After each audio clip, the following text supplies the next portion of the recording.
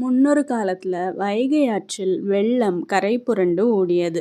மதுரையை ஆண்டு வந்த மன்னன் அரிவர்தன பாண்டியன் வைகை கரையை உயர்த்தும் பணிய ஊர் மக்கள் எல்லாருக்கும் பிரிச்சு கொடுத்தாரு. அந்த ஊர்ல வந்தின்ற பாட்டி வாழ்ந்து வந்தாங்க. அவங்க பிட்டு விற்றுதான் தன் பிழைப்ப நடத்திட்டு வந்தாங்க. அவங்களுக்கு வாரிசோ உற்றார் உறவினரோ யாரும் கிடையாது. தினமும் தான் செய்யற பிட்ட சிவபெருமானுக்கு நெய்வேத்தியம் பண்ணிட்டு முதல் பிட்ட சிவனடியார் ஒருவருக்கு கொடுத்துட்டு அதுக்கப்புறம்தான் பிட்டு விற்க புறப்படுவாங்க. மன்னர் கரையை அடைக்கும் பணியை இந்த பாட்டிக்கும் கொடுத்திருந்தாரு. பாட்டிக்கு உற்றார் உறவினர் யாரும் இல்லாததுனால அவங்களே அந்த பணியை செஞ்சாங்க. தன்னை வணங்கும் பக்தை இவ்ளோ கஷ்டப்படுறத பார்த்து சிவபெருமான் ஒரு வாலிபர் போல தன் தோற்றத்தை மாத்திக்கிட்டு பாட்டி வீட்டுக்கு வந்தார். அவர் பாட்டிக்கிட்ட, பாட்டி, உங்க கரையை அடைக்கும் பணியை நான் செய்து கொடுக்கிறேன். எனக்கு கூலியா என்ன தருவீங்க அப்படின்னு கேட்டாரு. அதுக்கு பாட்டி, நானே பிட்டு வித்து பிழைக்கிறவப்பா, என்னால உனக்கு என்ன கூலி தர முடியும் அப்படின்னு கேட்டாங்க. அதுக்கு அந்த வாலிபர், சரி பாட்டி, முழு பிட்டையெல்லாம் வித்துருங்க.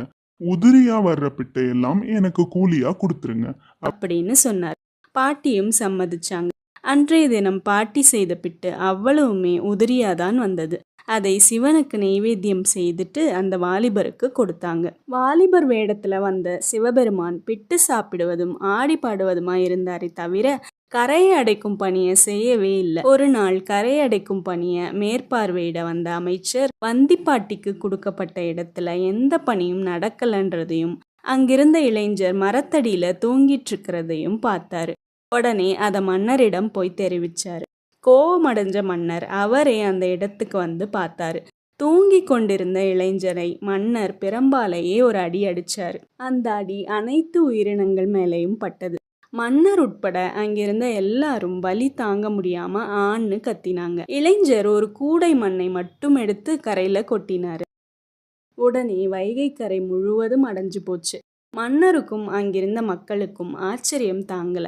அந்த வாலிபர் உடனே அந்த இடத்தை விட்டு மறைஞ்சிட்டாரு. அவர் யாரா இருப்பாருன்னு எல்லாரும் யோசிச்சாங்க. கொஞ்ச நேரத்துல சிவகணங்கள் பாட்டி வீட்டுக்கு வந்து அவங்கள தங்களோட சிவலோகத்துக்கு அழைச்சிட்டு போறத மன்னர் பார்த்தாரு. வாலிபர் உருவத்துல வந்தது சிவபெருமான் தான்னு மன்னர் புரிஞ்சுக்கிட்டாரு. ஒரு சாதாரண பிட்டு விக்கிற பாட்டிக்கு சிவபெருமான் காட்சி தந்து தன்னோட சேர்த்துக்கிற காட்சியை பார்த்த அரசர் இனி தனக்கு செல்வம், அரசாங்கம், சொத்து, சுகம் எதுவுமே வேண்டாம்னு நினைச்சாரு. அப்போ வானிலிருந்து அசரீரி தோன்றி, மன்னா, நீ வைத்திருக்கும் செல்வங்கள் அனைத்தும் தர்ம வழியில் வந்தவையே. அதை நான் எப்போதும் ஏற்பேன். பிற வழியில் சேர்த்த செல்வங்கள் மூலம் செய்யும் வழிபாட்டினை நான் ஒருபோதும் ஏற்க மாட்டேன் அப்படின்னு சொல்லி மறைஞ்சது. வந்திப்பாட்டிக்கு மோட்சம் கொடுக்கும் விதமா இறைவன் நடத்திய இந்த திருவிளையாடலை நினைவு கூறும் வகையில அமைக்கப்பட்டதுதான் புட்டு சொக்கநாதர் ஆலயம். இங்கு வருஷா வருஷம் ஆவணி மாதம் பிட்டு திருவிழா நடக்குதுன்றது குறிப்பிடத்தக்கது.